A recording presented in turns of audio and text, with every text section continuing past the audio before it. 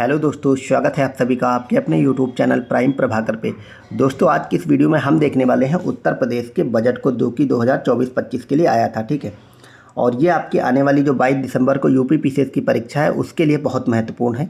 तो जिन लोग ने बजट तैयार नहीं किया, ये हमारी छोटी क्लास रहेगी 15 मिनट की, और उसमें वो सारे कंप्लीट डेटा फैक्ट सब हम कवर कर लेंगे बजट से रिलेटेड। तो वो एक लाइन में एक जो लाइन लिखी हुई है हमारी, हमने शॉर्ट नोट्स की तरह इसको बनाया है बहुत अच्छे से।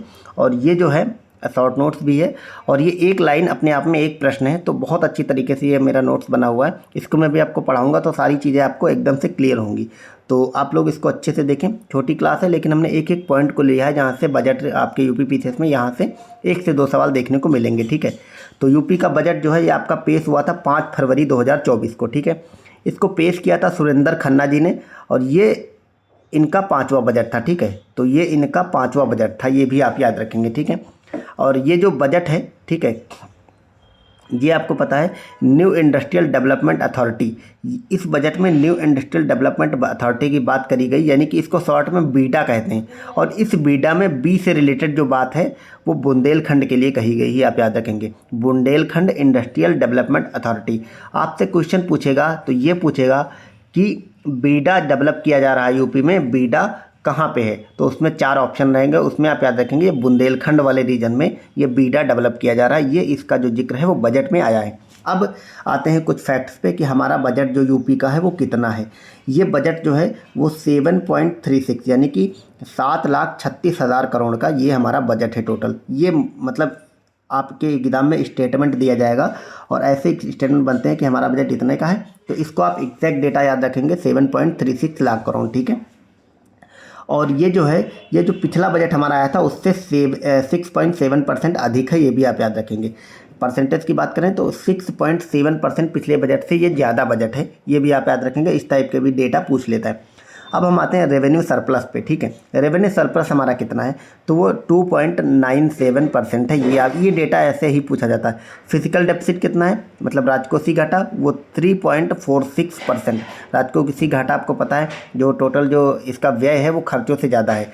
ठीक है, तो रेवेन्यू सरप्लस आप याद रखेंगे, रेवेन्यू सरप्लस मतलब 2.97% और फिजिकल डेफिसिट 3.46%। ये ऐसे ही डेटा पूछ लिया जाएगा, बहुत इंपॉर्टेंट है। अब राजस्व व्यय की अगर बात करें तो राजस्व जो व्यय है हमारा वो 5.32 लाख करोड़ का है, और पूंजीगत व्यय कितना है? 2.03 लाख करोड़ है। तो राजस्व व्यय आपको पता है, राजस्व व्यय जो अच्छा नहीं माना जाता है, क्योंकि राजस्व व्यय सैलरी वगैरह जो सारी चीज़ें होती हैं, जो ऐसे खर्चे हैं, ये वो खर्चा है जहाँ से मतलब कुछ रिटर्न नहीं आना है। पूंजीगत व्यय होता है जब हम कंपनियों वगैरह में निवेश करें, मतलब कोई कंपनी खोले, इंडस्ट्री लगाएं, वो सब पूंजीगत व्यय होता है। यहाँ से रिटर्न आता है, तो एक अच्छी अर्थव्यवस्था के लिए माना जाता है कि पूंजीगत व्यय अच्छा होता है, राजस्व व्यय अच्छा नहीं होता। लेकिन राजस्व प्राप्तियाँ अच्छी होती हैं, पूंजीगत प्राप्तियाँ अच्छी नहीं होती हैं। राजस्व पूंजीगत प्राप्तियाँ क्या होती हैं? जैसे आप जब टैक्स वगैरह कलेक्ट करते हैं, पूंजीगत और राजस्व प्राप्तियाँ क्या होती हैं? जब आप टैक्स वगैरह लेते हैं। और पूंजीगत प्राप्तियाँ क्या होती हैं? जब आप उधार वगैरह लेते हैं। ठीक है, तो ये बात है। तो आप फिलहाल आप इसमें डेटा याद रखेंगे कि राजस्व व्यय 5.32 लाख करोड़ और 2.03 करोड़ पूंजीगत व्यय है। ऋण की बात करें तो यूपी पे कितना ऋण है? तो जो जीएसडीपी है, यानी कि जो स्टेट की जीडीपी है, उसका 32.7% जो है वो यूपी पे ऋण है। तो ये इतना फैक्चुअल डेटा हो गया, बहुत इंपॉर्टेंट डेटा है। ये सारे फैक्ट आप लोग एज इट इज़ याद कर लीजिएगा। बाकी अगर ये मेरा शॉर्ट नोट्स है बजट का, इसका पीडीएफ चाहिए तो आप लोग टेलीग्राम ज्वाइन कर लें, मैं वहाँ पे ये अपना पूरा ऐसे ही डाल दूँगा। अब यहाँ पे कुछ मतलब 1 लाइनर फैक्ट लिखे हैं लास्ट तक, मैं एक एक लाइन एक एक क्वेश्चन है, सारे इंपॉर्टेंट फैक्ट इसमें लिए गए हैं, तो आप लोग अच्छे से इसको देखिएगा। ठीक है, हवाई यात्रा शुरू करने वाले लोगों की संख्या में लास्ट ईयर के मुकाबले कितनी वृद्धि हुई? तो 19.2% की वृद्धि हुई। ये ऐसे ही क्वेश्चन बन जाएगा, मतलब यूपीपीसी में तो स्टेटमेंट बनता है, तो ये स्टेटमेंट बनेगा। तो ये डेटा आप लोग जरूर याद रखेंगे। महर्षि वाल्मीकि इंटरनेशनल एयरपोर्ट बना है, कहाँ पे बना है? अयोध्या में, और इसके लिए 150 करोड़ रुपए बजट में दिए गए हैं। और एक चीज़ ये भी याद रखना, एयर स्ट्रिप यानी कि जो हवाई पट्टियाँ पूरे प्रदेश में अलग अलग जगह पे बनाई जाएंगी, उसके लिए 1100 करोड़ रुपए आवंटित किए गए हैं। गंगा एक्सप्रेस वे, इसके लिए 2057 करोड़ 76 लाख रुपए आवंटित किए गए हैं। ठीक है, तो मतलब वैसे तो आपकी जो बजट है उसमें लगभग 70-80 का मुझे लगता है 100+ योजनाएं या चीज़ें हैं जिनके लिए अलग अलग बजट दिया गया है, पर मैंने वो सारे इंपॉर्टेंट चीज़ें ली हैं जहाँ से क्वेश्चन बन सकते हैं। फिर अगला है ई श्रम portal by government of India. तो एक ई श्रम पोर्टल है, वो भी गवर्नमेंट ऑफ इंडिया का है। उस पर सर्वाधिक पंजीकरण जो है वो भारत में मतलब पूरे इंडिया में यूपी से हुए हैं। वो कितने हुए हैं? 8.32 करोड़ लोगों ने उस पर पंजीकृत किया है, ये भी आप याद रखेंगे। पानी आपूर्ति है तो 1100 करोड़ रुपये आवंटित किए गए हैं। कृषि विकास की दर का लक्ष्य 5.1% रखा गया। ये बहुत इंपॉर्टेंट है, कृषि वाले डेटा पूछे जाते हैं। तो यूपी सरकार का जो कृषि का लक्ष्य है वो 5.1% रखा गया है। विद्युत क्षमता बढ़ाने की बात करी गई है, कितनी करने की? 31,500 मेगावाट तक बढ़ाने की बात यूपी में इस बजट में की गई है। तो ये सारी जो लाइन मैंने लिखी है ये बहुत इंपॉर्टेंट है आपके एग्ज़ाम की दृष्टि से, तो यहाँ से क्वेश्चन बन सकता है।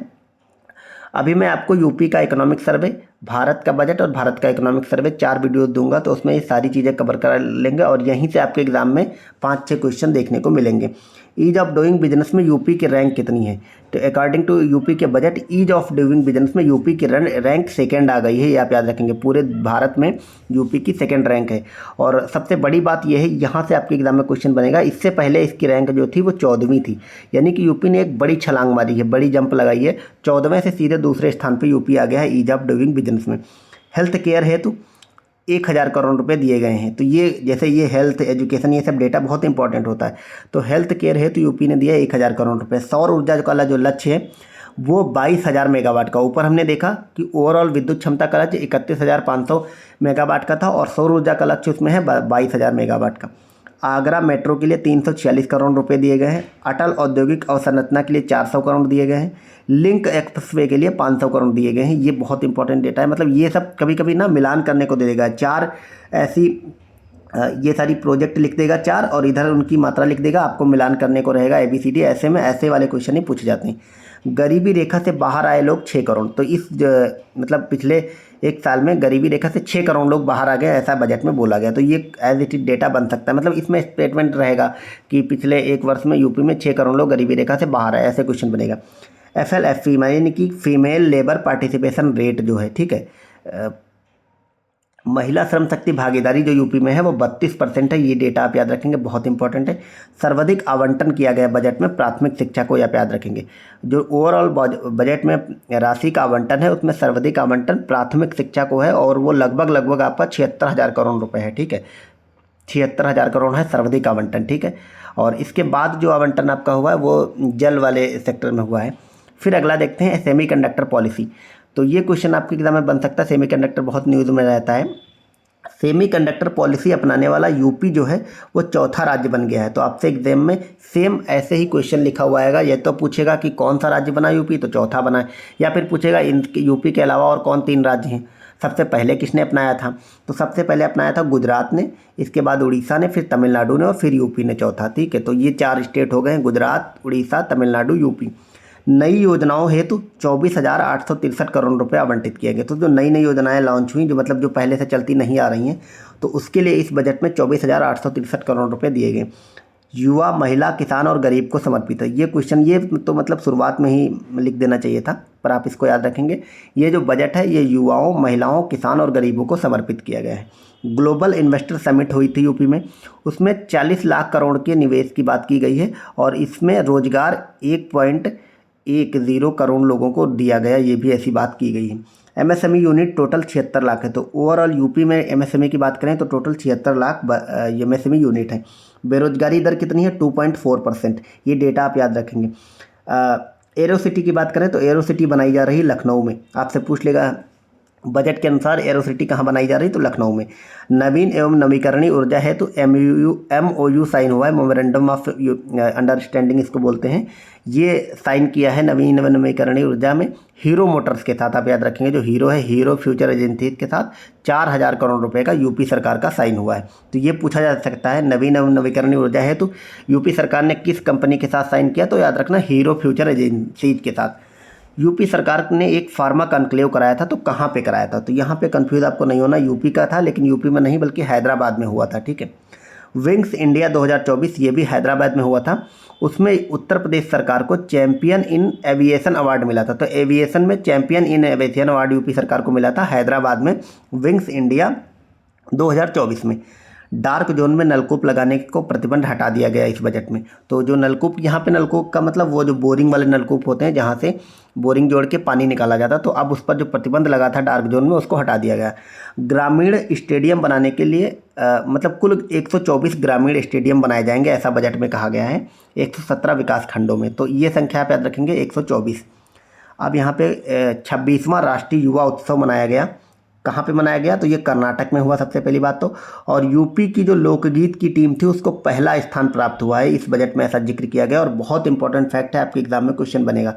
मुख्यमंत्री सामूहिक विवाह के तहत कुल 600 करोड़ रुपए आवंटित किए गए, आप यहाँ पे देख रहे हैं। और इसमें 51,000 रुपये प्रति जोड़ा दिया जाएगा, यानी कि जो दंपत्ति होंगे पति पत्नी उनको 51,000 रुपये सरकार की तरफ से दिया जाएगा सामूहिक विवाह में। सर्वाधिक आवंटन किया गया है जल जीवन मिशन में। हमने अभी ऊपर देखा था कि अगर एक योजना की बात करें तो ओवरऑल प्राथमिक शिक्षा में दिया गया था ज़्यादा बटन, लगभग 76,000 करोड़ के आसपास। लेकिन प्राथमिक शिक्षा कहीं ना कहीं सर्व शिक्षा अभियान का भाग है, ठीक है, तो वो इसी के तहत थी। लेकिन अगर ऐसे दे दिया जाएगा तो आप याद रखेंगे कि जल जीवन जो मिशन है वो नंबर 1 पे है बजट आवंटन में, और फिर दूसरे नंबर पे आपकी सर्व शिक्षा अभियान आती है, ठीक है। लघु सिंचाई योजना की बात करें तो इसके लिए 1020 करोड़ रुपए दिया गया है। मैंने मतलब सारी चीज़ों को नहीं लिया, पर जिनको लिया है जहाँ से आपके एग्जाम में क्वेश्चन बनेगा उन पर जितना लिया है डेटा, इतने डेटा को तो आपको जरूर ही कंठस्थ कर लेना है, आपके एग्जाम में यहीं से क्वेश्चन देखने को मिलेंगे। अगला है उत्तर प्रदेश राज्य जैव ऊर्जा नीति 2022, इसके लिए 60 करोड़ रुपए दिए गए हैं। तो आपको क्या याद रखना कि उत्तर प्रदेश राज्य जैव ऊर्जा नीति कब आई थी? 2022 में। ये भी आप याद रखें, कई बार ऐसी योजनाएं या नीति लिख देता है और उनका ईयर मिलान करने को पूछता है, तो ये भी आप याद रखेंगे। दिल्ली गाजियाबाद मेरठ RRTS कॉरिडोर बन रहा है, इसके लिए 914 करोड़ रुपए आवंटित किए गए।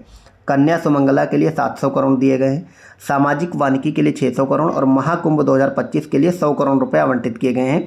ये याद रखेंगे, महाकुंभ वाला बहुत ज़रूरी है। बहुत ज़रूरी तो वैसे सारे के सारे हैं इसमें, क्योंकि मैंने फालतू वाला डेटा लिया ही नहीं। अब यहाँ पे कुछ संस्थान या कुछ विश्वविद्यालय वगैरह स्थापित किए जा रहे हैं, तो वो कहाँ पे हैं ये आप याद रखेंगे। निषाद राज गुहा सांस्कृतिक केंद्र ये श्रृंगवेरपुर में स्थापित किया जा रहा है।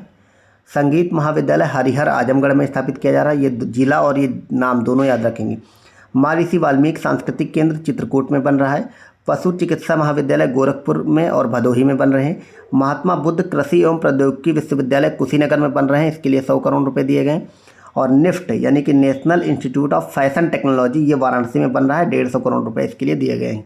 तो ये बजट में इतने सारे संस्थान थे। तो ये हमारा कंप्लीट बजट हो गया। हमने मात्र इसको 12-13 मिनट की क्लास में 12 मिनट की क्लास में कंप्लीट कर लिया है। यूपी बजट से जो भी सवाल आएंगे इससे बाहर एक भी सवाल देखने को नहीं मिलेगा, तो इस बजट को आप लोग बार बार देखते रहें।